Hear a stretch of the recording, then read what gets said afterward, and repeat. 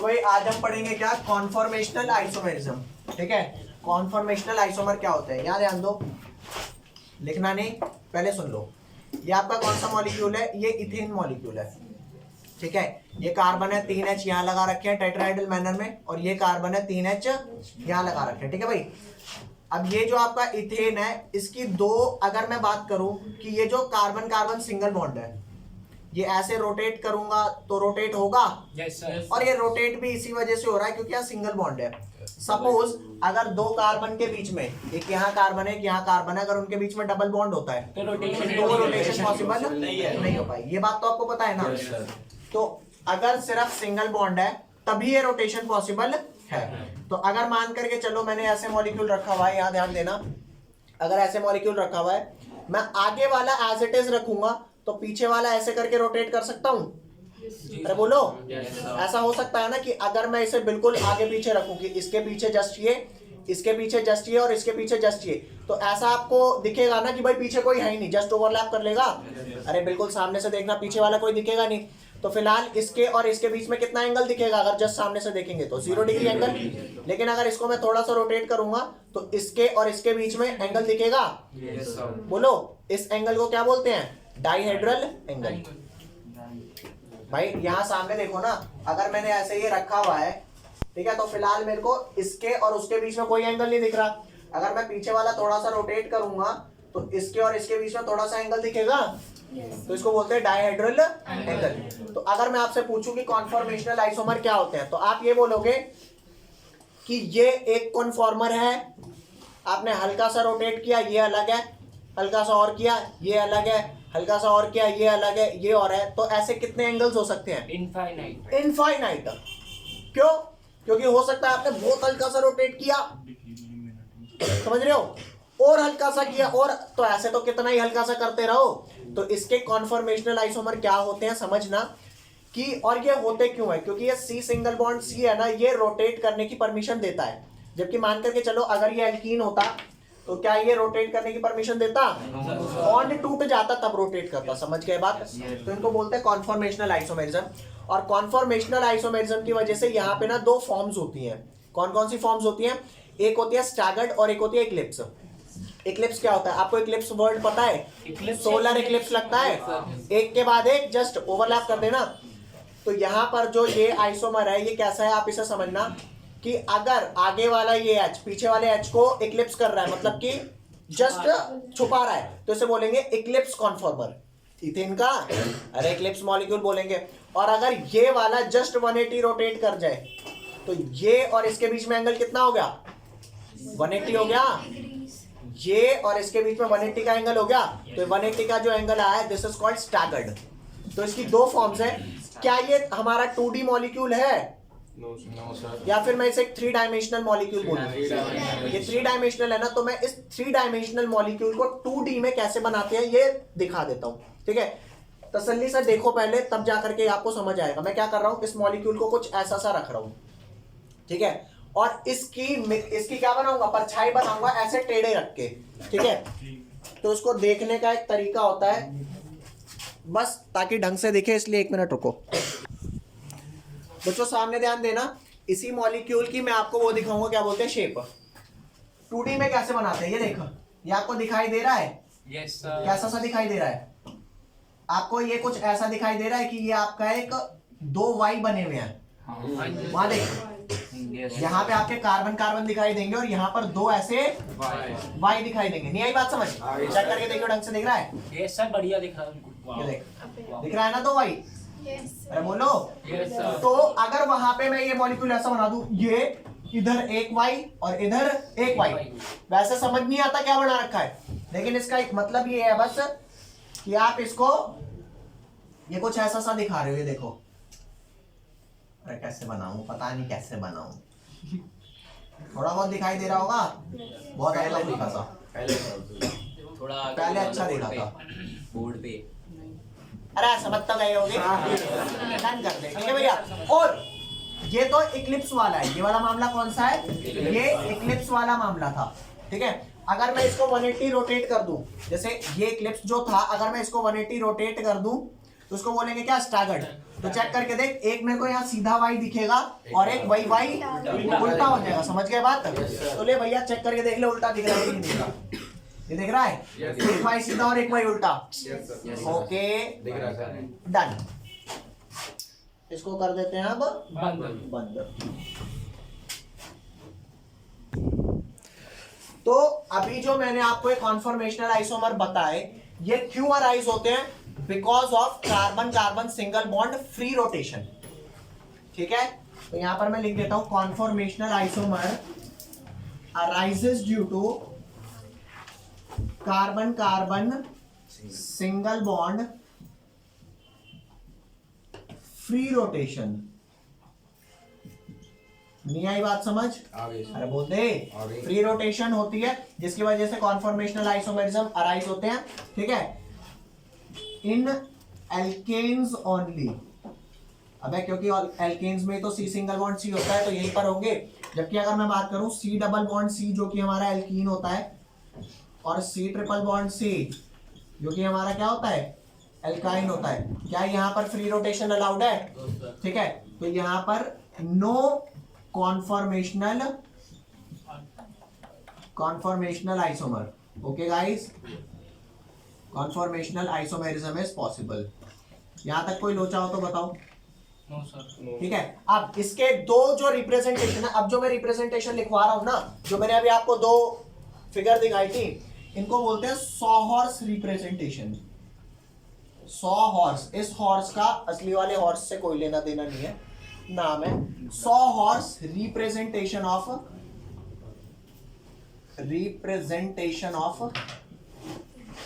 Ethane. ये paper में guaranteed आती है, कंफर्म आएगी भाई साहब।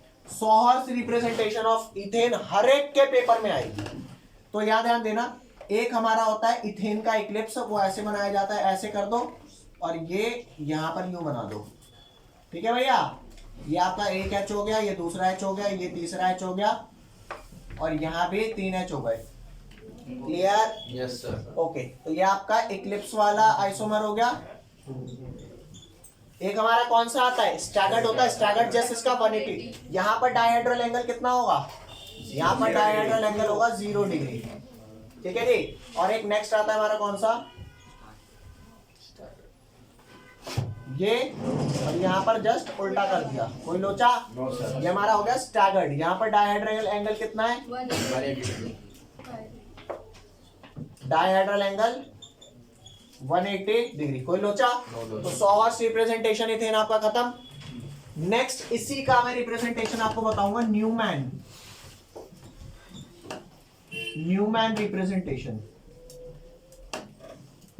यहां तक कोई लोचा हो तो बताना भैया। कई बार क्या होता है, डायरेक्ट ये बना दिया जाता है, बच्चा कहता है यू क्या मामला है। ठीक है, तो ये समझ नहीं आता, तो यहाँ मैंने आपको दिखा दिया। हाँ, एच एच लगा लेना इनमें। कार्बन नहीं शो करना नहीं, तो सबको पता है ना कार्बन है। ठीक है भाई, न्यूमैन आपको बताता हूं, इसे जल्दी से लिख लो एक बारी। लो बच्चों, अब ध्यान देना, नेक्स्ट आपको न्यूमैन रिप्रेजेंटेशन बताता हूं। जैसे इस वाले को हमने कहां से देखा था, साइडवेज देखा था। Yes sir. साइडवेज देखा था ना जी इसको। ठीक है, तो साइडवेज की जगह अब अगर इसको मैं सामने से दिखाऊंगा, तो सामने से कैसे दिखेगा ये देख, ये कुछ ऐसा सा दिख रहा है, सस्ती मर्सिडीज बनी दिख रही क्या? आगे वाला कार्बन पीछे वाले को छुपा सा नहीं लेगा? Yes sir. छुपा लिया ना, और आगे वाला एच पीछे वाला एच को भी तो छुपा लेगा, हल्का फुल्का। अरे नहीं समझ रहे क्या, ऐसे बनाऊं ढंग से, नहीं समझ आ गया। बोलो यस सर। ओके। तो अब ये वाला आपको बना के दिखाता हूँ।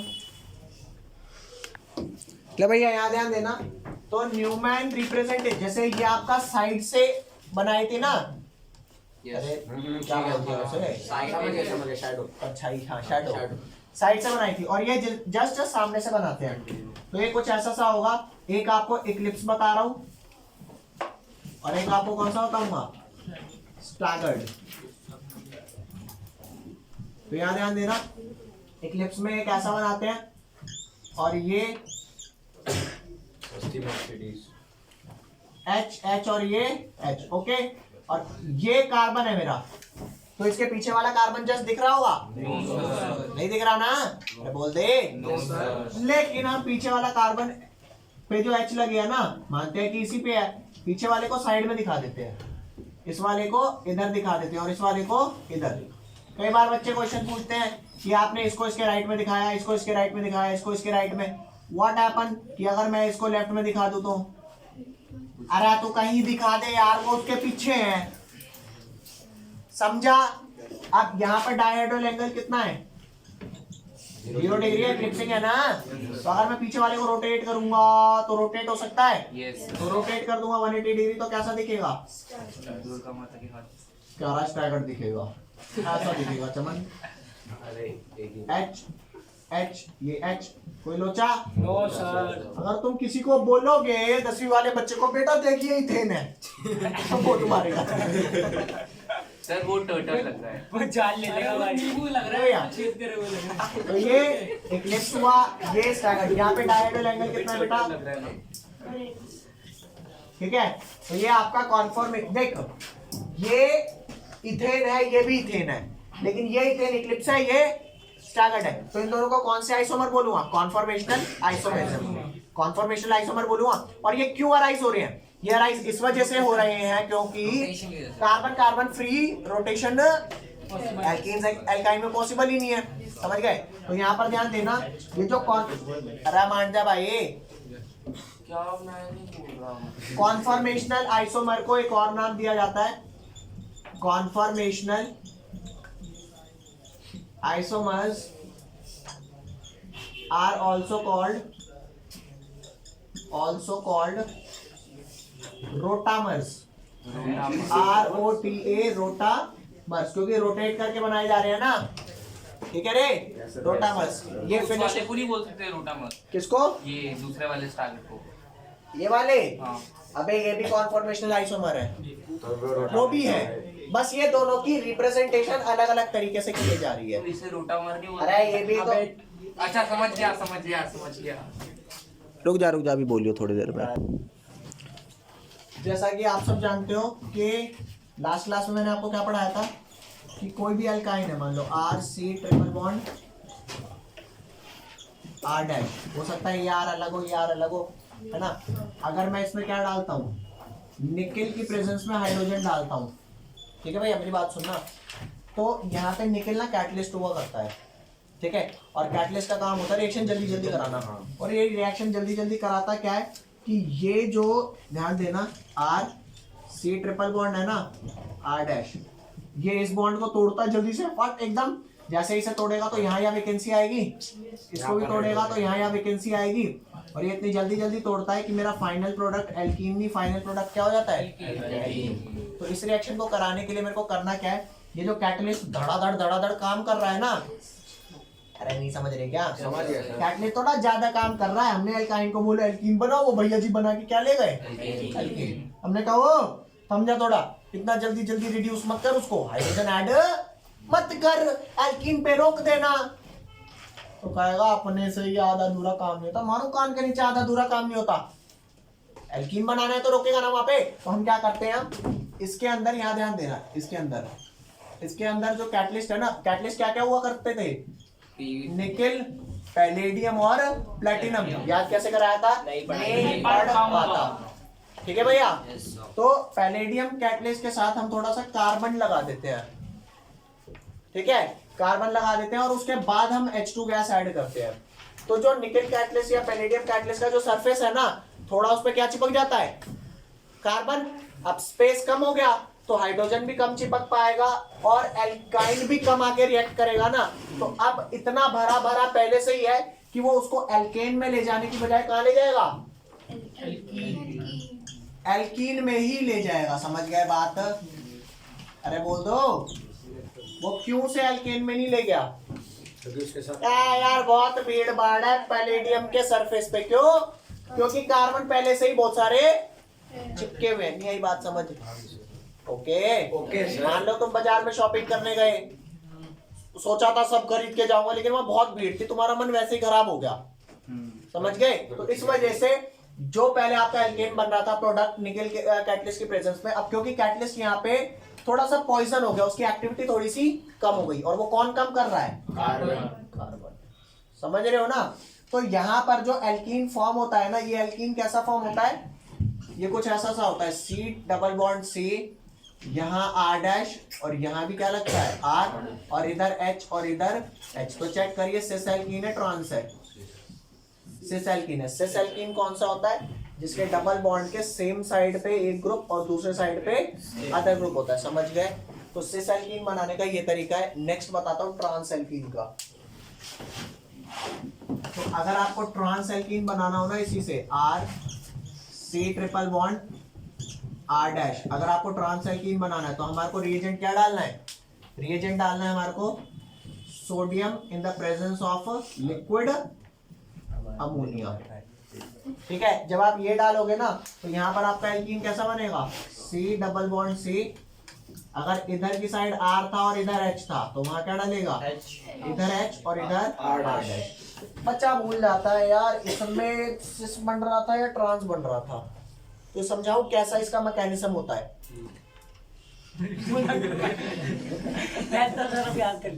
याद कर लोगे?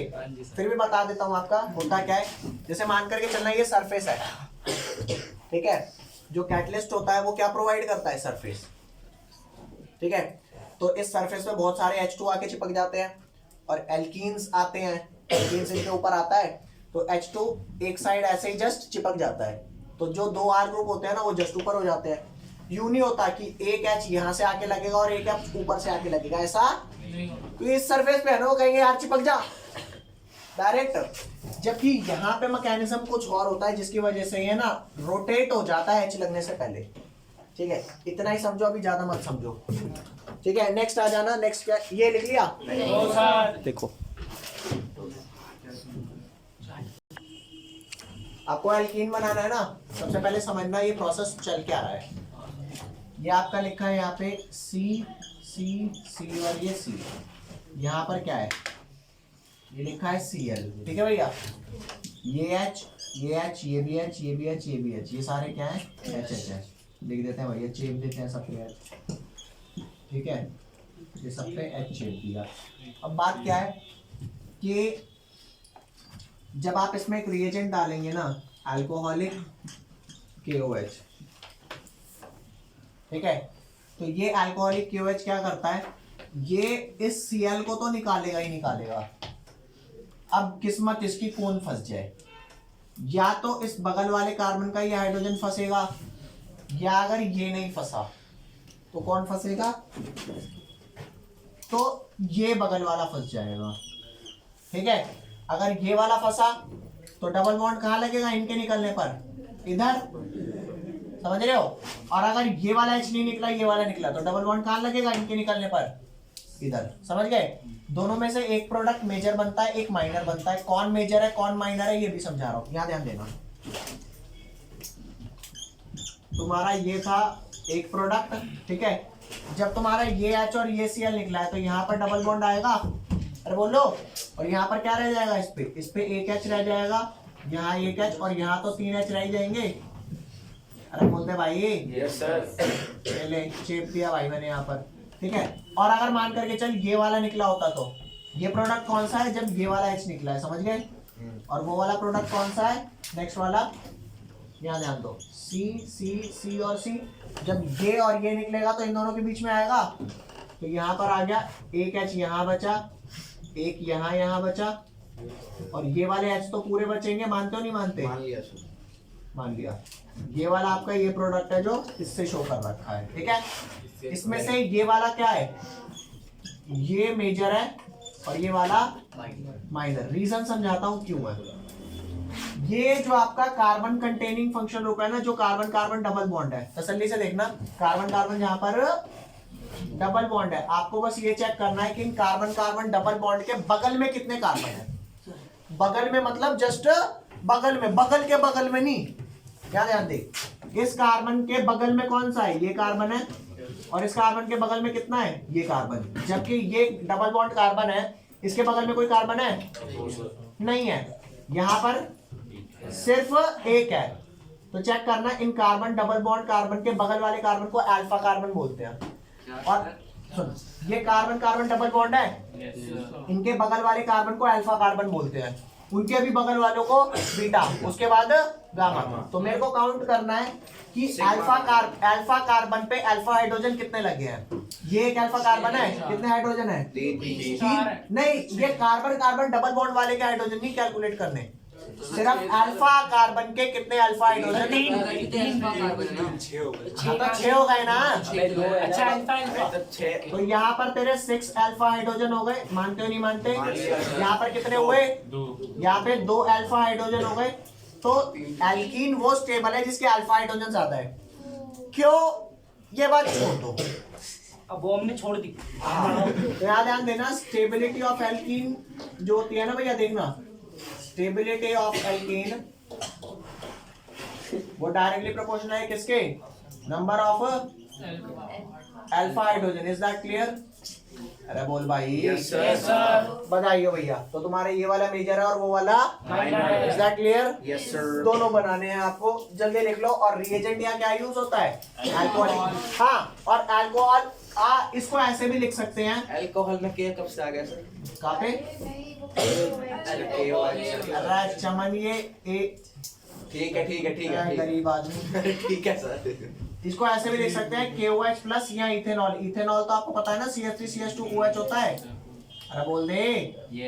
लिख जल्दी से, इसे ऐसे भी लिख के दे सकता है या फिर वैसे भी लिख के दे सकता है। Is that clear? सर एक चीज बता दो बस लिखना क्या?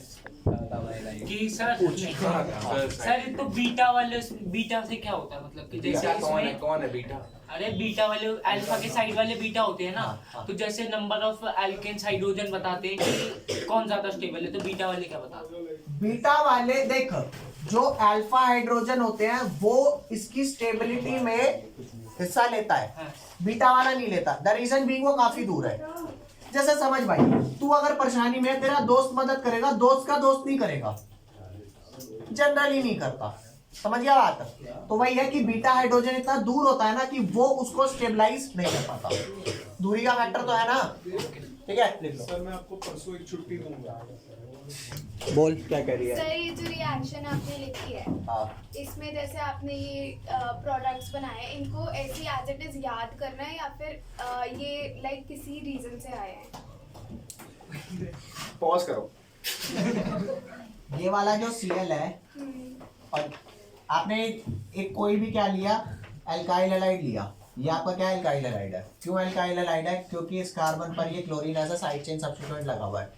अब अगर आप इस पे ये अल्कोहलिक QH रिएजेंट डालोगे ना, तो वो HCl का रिमूवल करता है। HCl का रिमूवल अब कैसे होगा? जिस कार्बन से Cl निकलेगा, ऑब्वियस सी बात है, उस कार्बन से दूसरा H नहीं निकलेगा, बगल वाले से निकलेगा। तो अब मान करके चल, यहाँ से Cl निकल गया और अब बगल वाले कार्बन से निकलना है, तो कहाँ से निकलेगा? या तो राइट या तो लेफ्ट। तो राइट वाला भी बनता है। जब राइट वाला निकलता है तो कौन सा बनता है? राइट वाला प्रोडक्ट। और अगर लेफ्ट, अगर मान लो ये राइट वाला नहीं निकलता, कौन सा निकला? लेफ्ट वाला निकला। तो क्योंकि वैलेंसी एक कम हो गई ना, तो डबल बॉन्ड, तो या तो ये बनेगा या वो बनेगा, दोनों ही बनते हैं। समझिए बात? हाँ, ये क्या लिखा है? Stability of alkene, alpha number of number of alpha hydrogen, कि जितने ज्यादा अल्फा हाइड्रोजन होंगे जिस एल्कीन पे, वो उतना ज्यादा स्टेबल है। आपको ज्यादा वाला बनाना है। सर उसके बगल से ऊपर से नहीं निकल सकता। निकाल ले। अभी तुम्हारे में कहीं से, या तो एक बात बता, ये एच ऊपर की जगह नीचे लगाएगा, कोई दिक्कत है तेरे को? नहीं है ना, तुम्हारे लेवल पे कोई दिक्कत नहीं, वैसे होती है।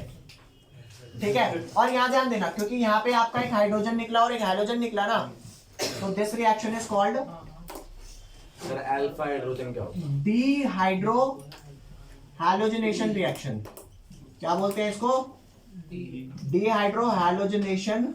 सर इसका नाम याद करना पड़ेगा। है इसका नाम याद करना पड़ेगा किसका? रिएक्शन का। अरे डीहाइड्रो का मतलब क्या हो गया? हाइड्रोजन निकला। बस ये बताओ याद करना। डी हैलो का मतलब क्या हुआ? हैलोजन निकला। तो डीहाइड्रो हैलोजनेशन। हाँ, याद तो करना ही है। बस ये बोलो ना, रट लूंगा। ठीक है भैया। और एक चीज और बोलते हैं इस रिएक्शन को, डीहाइड्रो हैलोजनेशन की जगह एक और नाम है इसका, रुक जा एक second, beta hydrogen elimination. Beta hydrogen elimination क्यों बोला इसे? अभी पहले आपको अल्फा बीटा समझा देता हूँ। अल्फा बीटा कैसे होता है, लिख लो पहले इसे। एक नेक्स्ट चीज आती है, वो जो पीछे मैंने आपको बीटा एलिमिनेशन करवाया है ना, जो डिहाइड्रो हाइड्रोजनेशन करवाया है, उसका रेट ऑफ रिएक्शन कब फास्ट होगा कब स्लो होगा ये समझा रहा हूँ, ठीक है, यहाँ ध्यान देना। Rate of elimination reaction, rate of elimination reaction कहाँ फास्ट है कहाँ स्लो है। तो यहाँ ध्यान दो, जैसे मान करके चलना, ये लिखा है CH3 CH2, ये CH, यहाँ पर Cl और यहाँ पर क्या है CH3।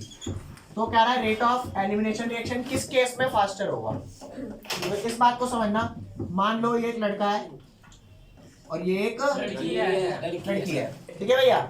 तो ये लड़का किसी और से शादी करना चाहता है। सर लड़की के 3 पैर कैसे हैं? अरे सुनो, काय लड़की है अबे लड़की है चमन, उसके 3 पैर कैसे हैं? 3 कहाँ है? लड़का था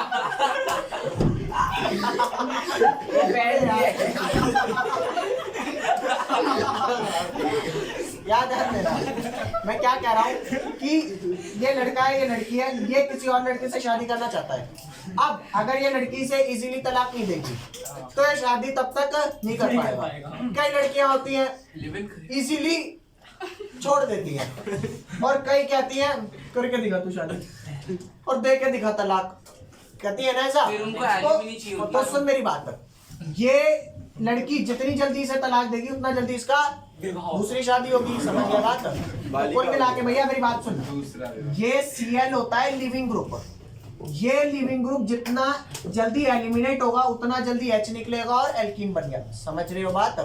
तो एलिमिनेशन कहाँ फास्टर होती है ये आपको समझाने के लिए क्या है कि जो रेट ऑफ एलिमिनेशन रिएक्शन होती है वो डायरेक्टली प्रोपोर्शनल होती है किसके, leaving group tendency of, leaving group tendency of क्या, ऑफ हैलोजन। अरे नहीं आया क्या समझ? आ गया सर। जो हैलोजन एटम है जितनी जल्दी छोड़ के जाएगा उतनी जल्दी रिएक्शन होगी। तो उसका ऑर्डर क्या है, आयोडीन, ब्रोमीन, क्लोरीन। आप में से कितने बच्चे जानते हैं कि जो ग्रुप वाइज अरेंज होते हैं वो ऐसे होते हैं FCl Br और I। अरे बोल भाई, हाँ ये याद कैसे कराया था, फिर कल बाहर आई, ठीक है भैया। तो मेरी बात सुनना, नीचे जाते हैं तो साइज बढ़ता है। तो याद रखना जितने बड़े लोग होते हैं ना, बड़प्पन ये होता है कि यार तू जाना चाहता है जा, ये नहीं कि तुम लगे भाई साहब कोर्ट कचहरी करने, लड़ने झगड़ने, मार रहे हो, ये बड़प्पन थोड़े है। तो जितना बड़ा ग्रुप है वो इजीली चला जाएगा और रेट ऑफ रिएक्शन फास्टर होगा। तो रेट ऑफ रिएक्शन का ऑर्डर क्या है, रेट ऑफ रिएक्शन का ऑर्डर यहां ज्यादा है आयोडीन में, समझ गए बात। और मैं बात करूं कि एल्काइल पे कैसे डिपेंड करता है, तो एल्काइल पे कैसे डिपेंड करता है भैया, एल्काइल की डिग्री अगर 3 डिग्री है तो ज्यादा रेट, ये भी बड़ा ग्रुप हो गया। अरे 3 डिग्री बड़ा नहीं हो गया क्या, 3 डिग्री में ज्यादा होता है, 2 डिग्री में कम होता है और 1 डिग्री में और कम होता है। तो ये आप याद रखना। नेक्स्ट हेडिंग डाल लो भैया, विसिनल डाइहैलाइड, जल्दी लिखो। तो भैया थर्ड रिएक्शन क्या है, फ्रॉम विसिनल डाइहैलाइड। इसमें करते क्या है, पहले आपको विसिनल बता देता हूँ होता क्या है। 2 तरह के डाइहैलाइड होते हैं। डाइहैलाइड कितने होते हैं, 2 तरह। ये रहा डाइहैलाइड, और ये 2 टाइप के होते हैं। एक होता है कौन सा, एक होता है विसिनल और एक क्या होता है जेमिनल। और देख ले भैया, वो विसिनल का क्या मतलब होता है, जब अलग अलग कार्बन पर 2 हैलोजन लगे हो। ये स्पेशली डाइहैलाइड के केस में ही होता है। अरे मोनोहैलाइड या ट्राइहैलाइड के केस में नहीं होता। जब 2 अलग अलग कार्बन पे और एडजेसेंट हो, ये नहीं कि एक छोड़ करके लगा हो, समझ गए बात। तो जब अलग अलग कार्बन पे लगे हो 2 हैलोजन तो इसको बोलते हैं विसिनल डाइहैलाइड। और अगर दोनों सेम पर लगे हो तो उसे क्या बोलते हैं, जेमिनल डाइहैलाइड। हाँ, इसको याद करने का बच्चा ना भूल जाता है विस वाला कौन सा था, और मतलब विसिनल कौन सा था और जेमिनल कौन सा था। तो ये याद रखने का तरीका ये है, जेमिनल जेम होता है ना। अरे बोल दे काका, जेमिनल क्या होता है, जेम। और जेम होती है खाने वाली टॉफी, हाँ मिठास, सब छोड़ो, जो ब्रेड में लगाते हैं। जेम होती है मिठास, ठीक है। तो जेम, हाँ भाई जेम जो होती है वो मिठास का प्रतीक है, समझ गए? तो जब तक दो लोगों में मिठास है वो साथ साथ है, और उनमें घोल दो विष, विष अलग अलग हो गए। ऐसे याद रखना जेमिनल और विशनल। तो इतना गंदा था ना ये, बहुत बुरा था। सर अच्छा था, बहुत अच्छा। अब यहाँ पर जेमिनल डाइहैलाइड है आपका। अबे क्या है ये? जेमिनल डाइहैलाइड है। मैंने इसके अंदर क्या डाला? जिंक डाल दिया। तो ये जिंक दोनों के Br को चुरा लेगा, बना देगा क्या? ZnBr2। ठीक है भैया? और क्योंकि दोनों के बोल, अरे विशनल तो है, अब जेमिनल के बोल रहे हो? गलती हो गई क्या यार। तो ये ZnBr2 चुरा लिया भैया। अरे बोल दो काका। तो क्या बन गया? CH2 डबल बॉन्ड CH2, बनाना विशनल डाइहैलाइड से। Is that clear? Yes, sir. Done करते, बाकी चलते हैं in the next class. Okay.